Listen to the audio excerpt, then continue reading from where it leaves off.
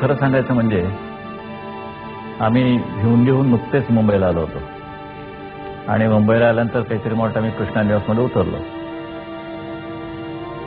असा शाळकरीच होतो आणि एक दिवशी टाइम्स ऑफ इंडियाचा अंक माझ्या समोर आला.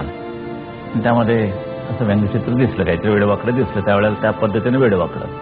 आता बोलला तर मात्र मला ते खपत नाही, ती कला आहे आता.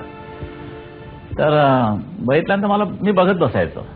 माझ्या वडिलांनी मला प्रश्न विचारला, काय नाही म्हणे, काय बघतोस? म्हटलं काय आले ते बघतोय. कारण त्याला ते व्यंगचित्र हे शब्द वगैरे मला माहीत नव्हते. आवडलं का तुला? म्हटलं हो आवडलं. काढशील का? आणि मग एक काम कर, रोज संध्याकाळी मी येईन त्यावेळेला तू एका कागदावर हे व्यंगचित्र काढलेलं पाहिजे, मला दाखव.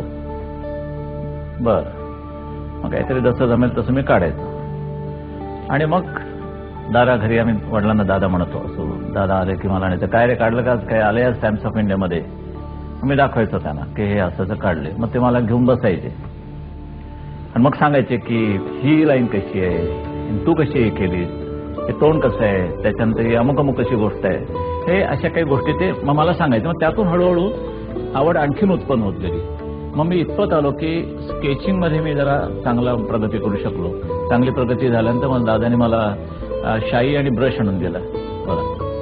आणि त्या शाई आणि ब्रश आल्यानंतर मग त्या पद्धतीने मी सुरुवात केली इंकिंगला.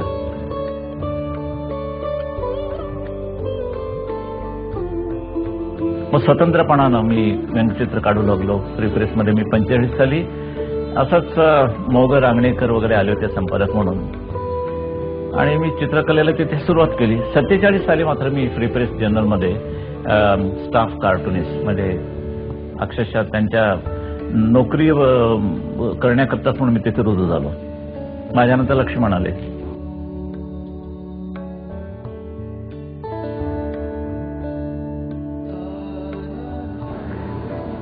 दुसऱ्या महायुद्धाचा काळ होता तसा आणि त्यावेळेला बॅनबरीची कार्टून्सची जोरात यायची आणि व्यंगचित्रांमध्ये सुद्धा जुगलबंदी असत हे विशेष आणखी.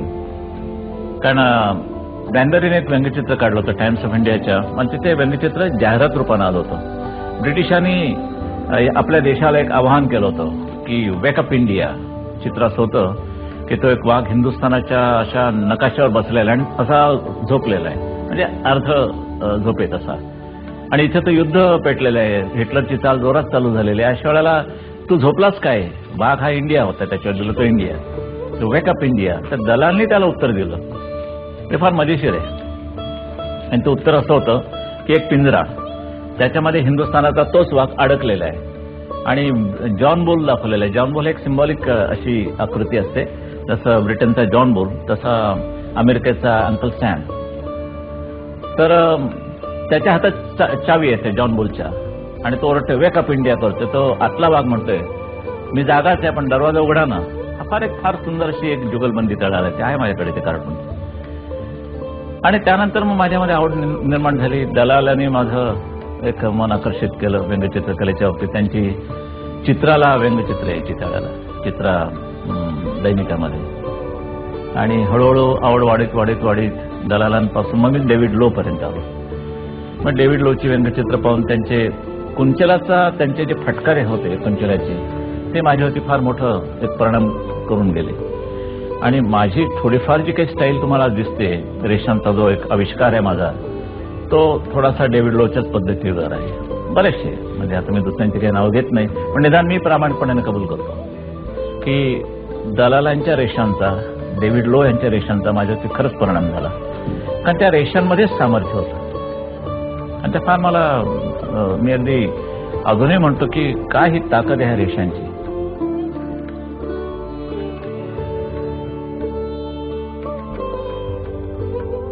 व्यंगचित्राचा आणि काळाचा जरी असला सांगड असली तरी त्या देशावरती परस्पर काही अवलंबून असतं.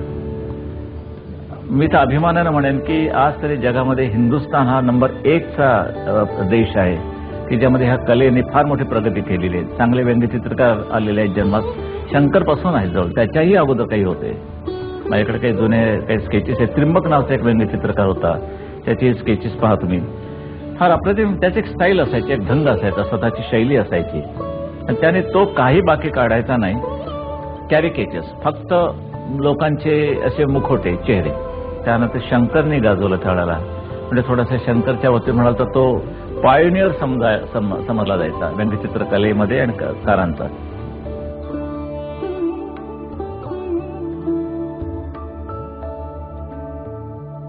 इन्स्टिट्यूशन वगैरे काय लागत नाही. कुठच्याही क्लासमध्ये ही कला शिकता येत नाही. अशा अनेक कला आहेत की त्या तुमच्याच तुम्ही डेव्हलप करायच्या असतात. तुम्ही म्हणजे मला पत्रकार व्हायचंय, होऊ शकत नाही. पत्रकार व्हायचं तर त्या तिकडे जाऊनच तुम्हाला उभं राहिलं पाहिजे, तर तो पत्रकार, चित्रकार, व्यंगचित्रकार जेवढे जेवढे काही म्हणून जे पेशे आहेत त्यामध्ये आपण प्रवीण होऊ शकतो.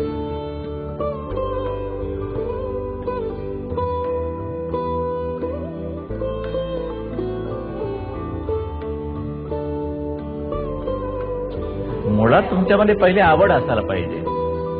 कोणी उभं राहा म्हणून उभं राहण्यात काही अर्थ नाही, तसं काही उभं राहण्याला काही अर्थही नसतो पडता मकद्दीमध्ये. मुळात तुम्हाला ती कला आवडली आहे का, तुमची मग तशी इच्छा आहे का की आपण हे आत्मसात केली पाहिजे, आपण हे दलाल झालं पाहिजे, आपण डेव्हिड लो झालं पाहिजे, आणखीन कोणाच्या जर मग काही गुरुस्थानी मानलं असाल ते तुम्ही व्हायला पाहिजे, असं तुमची ईर्ष्या असली पाहिजे. ती झाली की उत्पन्न होतं. म्हणजे ती पहिली ईर्ष्या महत्वाची आहे आणि ती आत्मसात करायचीच. हे एक मनोमन घेतलं करायला पाहिजे, तरच होतं. ढकलून काय ते आपलं म्हणाला ठीक आहे, हो पाण्यात ढकल की पोहता येतं, बिलकुल नाही, खोटं आहे. नाकातोंडात पाणी जातं, गटांगड्या खातो माणूस, शक्य नाही, पोहता येतच नाही. आणि कलाक्षेत्र सुद्धा एक असंच काहीतरी मी म्हणेन एक चांगलं सरोवर आहे. ढकललं म्हणून पोहायला आलं ते जमलं असं नाही म्हणा, बिलकुल नाही होऊ शकत. ते आत्मसातच करायला पाहिजे, आवड निर्माण असेल तर. आणि इनबॉर्न काहीतरी असावं लागतं.